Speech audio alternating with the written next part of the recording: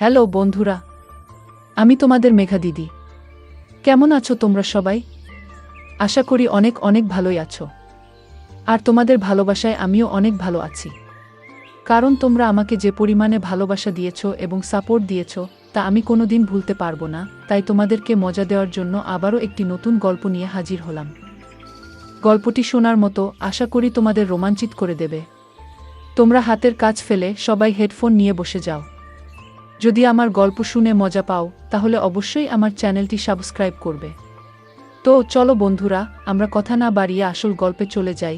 আমার স্বামী রোজ রাতে আমাকে পাত্তা না দিয়ে আমার স্বামীর বড় ভাইদের বুয়ের ঘরে চলে যেত। আমার স্বামী তার বড় ভাইয়ের বুয়ের ঘরে যাওয়ার পর থেকেই দিদির কান্নার আওয়াজ শোনা যেত। আমি অনেক অনেক জিজ্ঞাসা করার পরও আমার স্বামী আমাকে কিছুই বলতো না।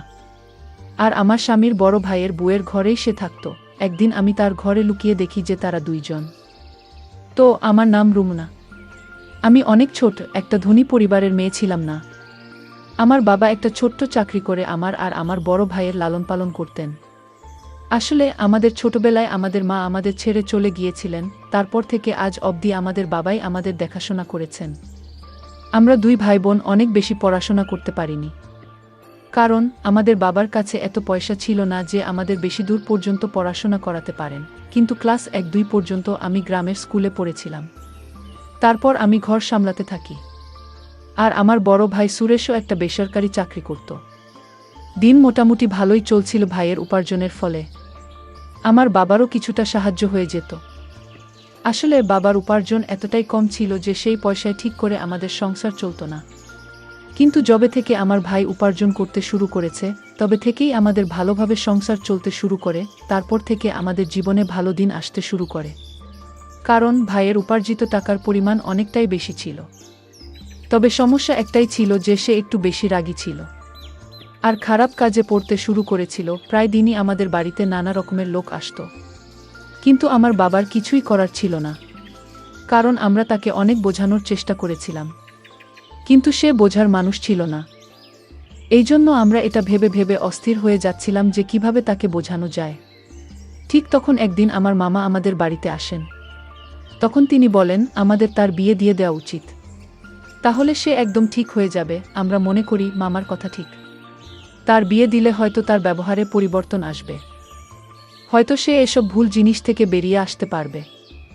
এইসব কিছু ভেবে আমার বাবা আমার মামাকে বলেন একটা ভালো পাত্র খুঁজে দাও যাতে আমার ঘরে খুশি আসে আর তার এইরকম ব্যবহার থেকে আমরা মুক্তি পেতে পারি। মামা অনেক চেষ্টা করে একটা পাত্র খুঁজে বের করেন এবং বলেন পাত্রটা অনেক ভালো। মেয়ে অনেক ভদ্র। মেয়েটা অনেক বেশি দূর পর্যন্ত পড়াশোনা করেনি, কিন্তু সে তোমার সংসার অনেক ভালো করে সামলাতে পারবে। এই জন্য আমার বাবা বলেন আমাদের কোনো জিনিসের দরকার নেই, শুধু সেই মেয়েটা ভালো হলেই হবে যাতে সে আমার ছেলের আর আমার সংসারটাকে সামলে নিতে পারে।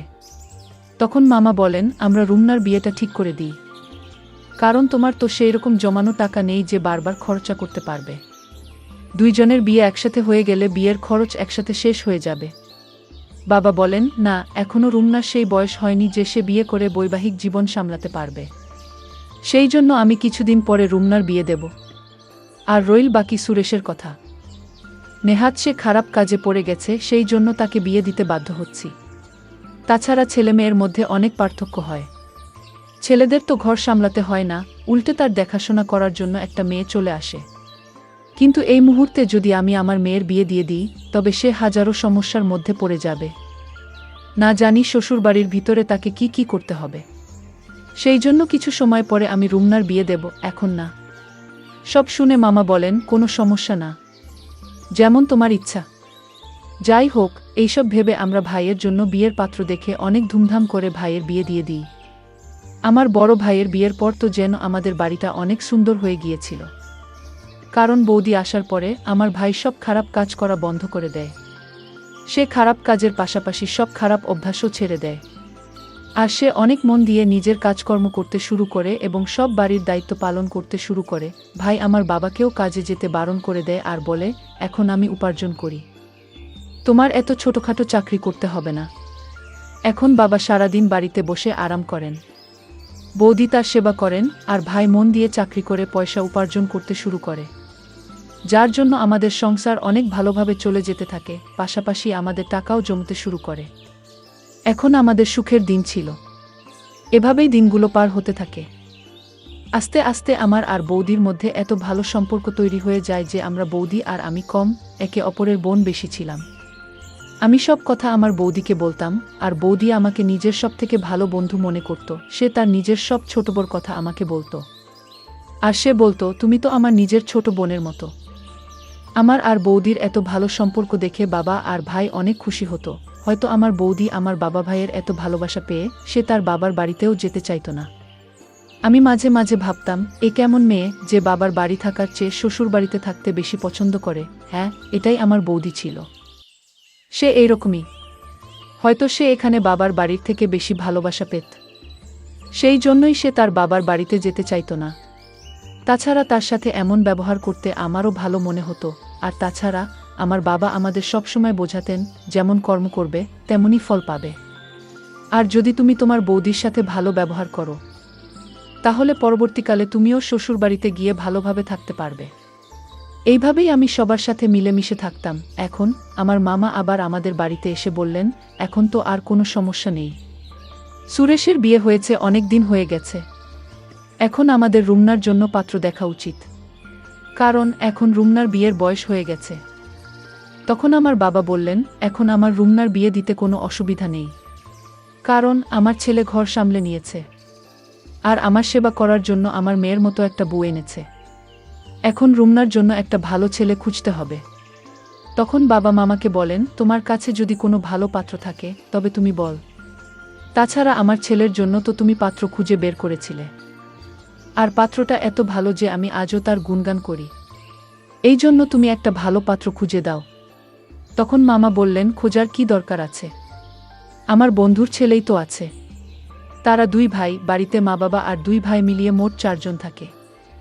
ছোট ছেলে একটা বড় কোম্পানিতে ভালো মাইনের চাকরি করে, আর তার বড় ভাইও একটা ভালো চাকরি করে। আসলে তার বড় ভাইয়ের বিয়ে আগে থেকেই ঠিক হয়ে আছে। এজন্য ছোট ছেলের জন্য পাত্র খোঁজা হচ্ছে। ছোট ছেলের জন্য ভালো মেয়ে খুঁজে পাওয়া গেলে দুই ভাইয়ের একসাথে বিয়ে দিয়ে দেবে। সেজন্য তারা আমাকে পাত্রের জন্য বলেছে। তাই আমি রুমনার কথা তাদেরকে বলেছি। সেই জন্য আমার মনে হলো তোমার থেকে অনুমতি নেওয়া উচিত। বাবা বললেন, এতে মতো নেওয়ার কি দরকার আছে? তোমার যখন ইচ্ছা ছেলের বাড়ির লোকদের ডাকতে পারো, আমরা তৈরি আছি। মামা বললেন, ঠিক আছে, তবে কালকে ডেকে নেব। পরের দিন আমার স্বামী তার কিছু বন্ধুদের নিয়ে আমাদের বাড়িতে আমার জন্য পাত্র দেখতে আসে। আমার স্বামীর নাম ছিল রমেশ। রমেশকে দেখতে অনেক সুন্দর ছিল, আর ভালো পোশাক পরার জন্য তাকে আরও বেশি সুন্দর দেখাচ্ছিল। রমেশকে দেখে তো আমার হুঁশ উড়ে গেল। আমি বুঝতেই পারছিলাম না যে এত সুন্দর ছেলে আমাকে পছন্দ করবে কিনা। কিন্তু যখন নিজেদের মধ্যে কথা বলার জন্য আমাদের দুইজনকে একা জায়গা ছেড়ে দেওয়া হয়, তখন রমেশের কথা আমার মন ছুঁয়ে যায়। রমেশ এত মিষ্টি করে, এত ভালোভাবে কথা বলছিল যে মনে মনে আমি তাকে নিজের স্বামী হিসেবে স্বীকার করে নিয়েছিলাম। পাশাপাশি ভগবানের কাছে প্রার্থনা করছিলাম যেন কোনো রকমে আমাদের বিয়েটা হয়ে যায়, কারণ প্রতিটা মেয়েরই একটা স্বপ্ন থাকে যে তার স্বামী দেখতে সুন্দর হবে, ভদ্র হবে। আর এই সমস্ত গুণই রমেশের মধ্যে ছিল। আমি কি করে তাকে ছেড়ে দিই? তখন ভাবলাম, যদি আমার ভাগ্যে রমেশ থাকে তো নিশ্চয়ই তার সাথে আমার বিয়ে হবে। যাই হোক, তারা আমাকে দেখে বাড়ি চলে যায়। কিছুদিন পরে ফোন করে জানায় যে আমাকে তাদের অনেক পছন্দ হয়েছে। এইভাবেই আমাদের বিয়ে ঠিক হয়ে যায়। আমি আর রমেশ ফোনে কথা বলতে শুরু করি। এইভাবেই দিনগুলো কাটতে থাকে। রমেশের সাথে কথা বলতে আমার একটুও ভয় হতো না। আমি পুরোপুরি রমেশকে ভালোবেসে ফেলেছিলাম। এইভাবেই আমাদের বিয়ের দিন আসতে থাকে। আমাদের বাড়িতে আত্মীয়রা আসতে শুরু করে। আমার বড় ভাই বিয়ের দায়িত্ব অনেক ভালোভাবে সামলে নিচ্ছিল। সে কোনো জিনিসের অভাব রাখেনি, এত সুন্দর পরিবেশ তৈরি করেছিল, দেখে মনে হচ্ছিল মেয়ে নয় যেন ছেলের বিয়ে হচ্ছে। আমার বাবা আর ভাই আমার বিয়ে নিয়ে অনেক খুশি ছিল। বাবা বলল, আমি কখনো চাই না যে রুমনার এটা মনে হোক যে তার মা থাকলে আরও ভালো করে বিয়ে হতো। কিন্তু মায়ের অভাব তো সে চাইলেও পূরণ করতে পারবে না। তবে বাবা আমার জন্য এত কিছু করছিল যে আমি তার ঋণ কোনোদিন শোধ করতে পারবো না। কিন্তু এত আত্মীয় স্বজনের ভিডিও, মায়ের কথা আমার অনেক বেশি করে মনে পড়ছিল। আমি কাউকে বুঝতে দিইনি, কারণ আমি চাইনি যে সবার মন খারাপ হোক বা তারা অকারণেই চিন্তিত হয়ে পড়ুক। এজন্য সবার সামনে সবসময় হাসি খুশি থাকতাম, যাতে কেউ বুঝতে না পারে যে মায়ের কথা আমার খুব মনে পড়ছে। এইভাবে বিয়ের দিন চলে এলো, আমার রমেশের সাথে অনেক ভালোভাবে বিয়ে হয়ে গেল।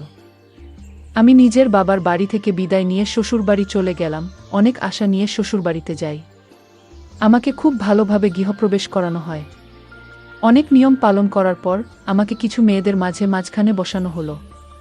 তারা রমেশের গুণগান করছিল, তাদের কথা শুনে আমার খুব ভালো লাগছিল। কারণ এতদিন ধরে আমি নিজেও রমেশের মধ্যে এই গুণগুলো দেখেছি। আমি তখন শুধু অধীর আগ্রহে অপেক্ষা করছিলাম কখন রমেশের সাথে সময় কাটাব। অনেক অল্প সময়ের মধ্যেই আমাকে রমেশের ঘরে বসানো হলো। কিছুক্ষণের মধ্যেই রমেশ ঘরে এলো। তার আসার পরে আমরা নিজেদের মধ্যে কিছুক্ষণ কথা বলি। তারপর আমাদের নতুন জীবন শুরু হয়। পরের দিন আমি ঘুম থেকে উঠে সবার জন্য খাবার তৈরি করি। শ্বশুর বাড়ির সবার সাথে কাজ করতে থাকি। আমি রমেশের বড় দিদির সাথেও অনেক ভালোভাবে মিশে গিয়েছিলাম। আসলে রমেশের বিয়ের দিন তার বড় ভাইয়েরও বিয়ে হয়েছিল। আমাদের দুইজনকে একসাথে গৃহপ্রবেশ করানো হয়েছিল। আমাদের দুইজনেরই আজ এই বাড়িতে প্রথম দিন ছিল। আমরা দুজনে মিলে একসাথে মিষ্টি বানালাম আর সবার মন জয় করে নিলাম। আমি এখন আমার স্বামীর বড় ভাইয়ের বুদিকে নিজের বড় দিদির মতো মানতে শুরু করেছিলাম। আমি তার সেবাও করতাম। আমার বুদিও আমাকে ছোট বোনের মতো আদর করত।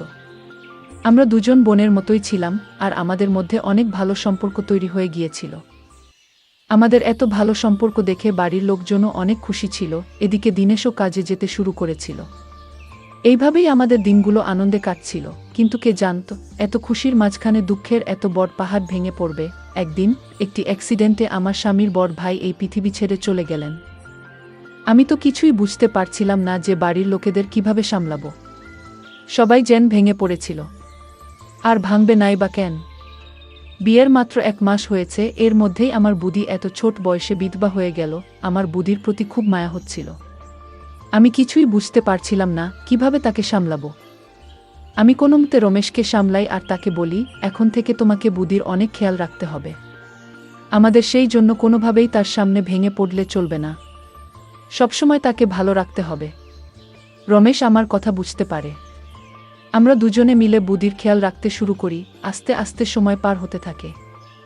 আমার স্বামীর বড় ভাইয়ের পৃথিবী ছেড়ে চলে যাওয়ার 1 বছর পেরিয়ে গিয়েছিল। বাড়ির সবাই বলছিল যে বিয়ের মাত্র 1 মাসের মধ্যে বুদির জীবন শেষ হয়ে গেছে। তার জীবন তো শুরু হওয়ার আগেই থেমে গেল। তাই সবাই মিলে ঠিক করলো বুদির আবার বিয়ে দেওয়া হবে, যাতে তার ভবিষ্যৎ জীবন সুখের হয়। বেচারির না কোনো সন্তান ছিল আর না স্বামী।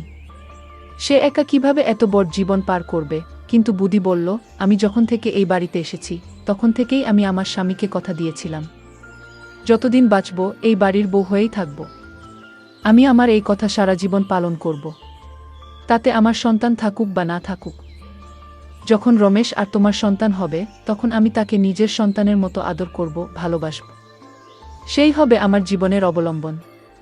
আমার বুদির এরকম কথা শুনে আমি খুব খুশি হই। তখন আমি আর রমেশ একটা প্ল্যান করি যে আমাদের প্রথম সন্তান বুদিকেই দেব।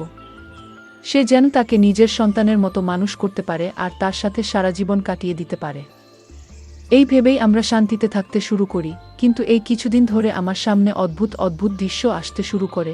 আসলে আমার স্বামী সন্দেহ হলেই আমার কাছে না এসে বুদির ঘরে যেত। আমার স্বামী তার ঘরে যেতেই আমি শুনতে পেতাম বুদির ঘর থেকে অনেক আওয়াজ আসছে। এমন মনে হতো যেন বুদি কাঁদছে। আমি এটা কিছুতেই বুঝতে পারতাম না যে রমেশ আমার বড় দিদির ঘরে গিয়ে তার সাথে কি করে। আমাকে এড়িয়ে আমার স্বামী আমার বড় দিদির ঘরে যেতই বা কেন? আমি কিছুটা তো আন্দাজ করতেই পেরেছিলাম যে কি হতে পারে। অফিস থেকে ফিরেই সে বড় দিদির ঘরে চলে যেত আর সারারাত তার ঘরেই থাকত। আমি যখনই এই ব্যাপারে রমেশের সাথে কোনো কথা বলার চেষ্টা করতাম তখনই রমেশ এড়িয়ে যেত। এখন আমার মধ্যে অন্যরকম চিন্তা আসতে থাকে যে আসলে হচ্ছেটা কি? রমেশ তার বৌদির ঘরে এমন কি করে? আর রমেশের যাওয়ার পর আমার বড় দিদি এত আওয়াজ কেন করে? আমি চেয়েও কিছু বুঝতে পারতাম না। আমি এই ব্যাপারে আমার বড় দিদিকে জিজ্ঞাসা করি, কিন্তু সেও কিছু বলে না। আমি বুঝতে পারছিলাম না যে আমি কি করে এদের রহস্য জানতে পারবো। আমার এখন সন্দেহ হতে শুরু করে যে নিশ্চয়ই তাদের মধ্যে কিছু একটা চলছে। তা না হলে রমেশ আমাকে কেন এড়িয়ে আমার স্বামীর বড় ভাইদের বউয়ের ঘরে যাবে? যদি এমন কিছুই হয়ে থাকে তবে রমেশের উচিত আমার সাথে এসে কথা বলা। কিন্তু রমেশ আমাকে কোনো কিছু বলতে চাইছিল না।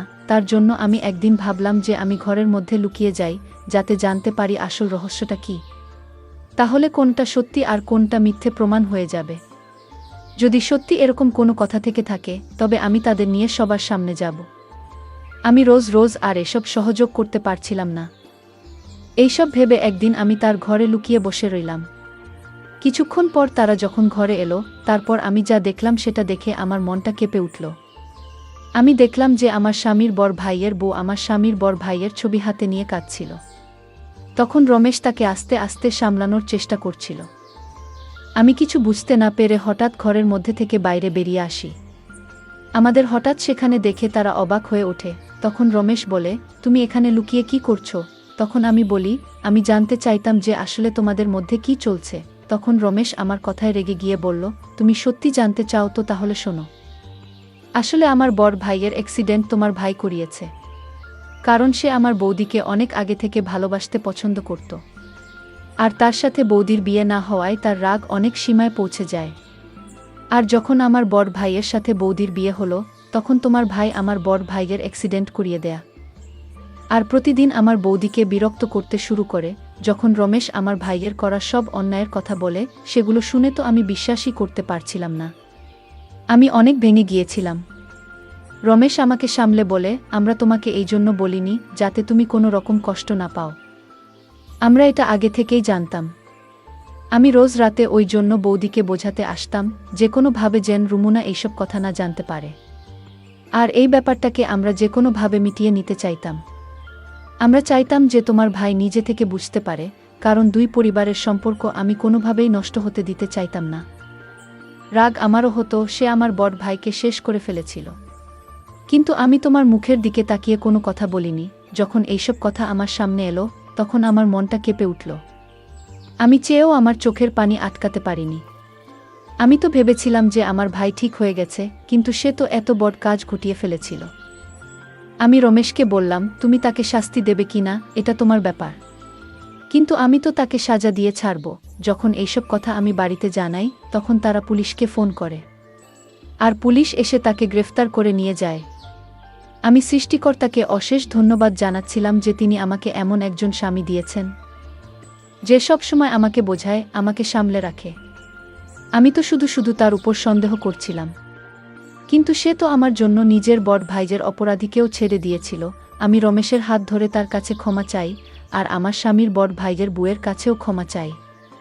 তখন আমার বড় দিদি বলে, যা হবার তা হয়ে গেছে। আমরা তোমাকে কথাগুলো জানাতে চাইনি, সেই জন্য রমেশ আমার ঘরে এসে আমাকে সান্ত্বনা দিত। আমরা চাইছিলাম না যে তোমার কোনো সমস্যা হোক, কারণ যখন তুমি জানবে যে এসবের পিছনে তোমার ভাইয়ের হাত আছে, তখন তুমি অনেক দুঃখ পাবে। এটা আমরা অনেক ভালো করেই জানতাম। আমি আমার স্বামীর বড় ভাইয়ের বুকে ধরে কাঁদতে থাকি। তখন রমেশ বলে, তুমি ঘাবড়ে যেও না। আমি রমেশের দিকে তাকিয়ে ভাবতে থাকি, এত ভালো স্বামী, যে আমাকে সবসময় সমস্যা থেকে বাঁচায়। আর আমি কি করে তাকে সন্দেহ করলাম, এখন আমার নিজের উপরও লজ্জা পাই। আর আমি রমেশ আর আমার স্বামীর বড় ভাইয়ের বউয়ের চোখের দিকেও তাকাতে পারছিলাম না লজ্জায়। বন্ধুরা, আজকের ভিডিওটা এখানেই শেষ করলাম। অনেক কষ্ট করে ভিডিওটি আপনাদের জন্য বানিয়েছি। যদি ভিডিওটি আপনাদের ভালো লেগে থাকে, তাহলে একটা লাইক করবেন এবং চ্যানেলটি অবশ্যই সাবস্ক্রাইব করবেন। এই আশা ব্যক্ত রেখে আপনাদের কাছ থেকে বিদায় নিচ্ছি। দেখা হবে আগামীকালের নতুন কোনো ভিডিওতে।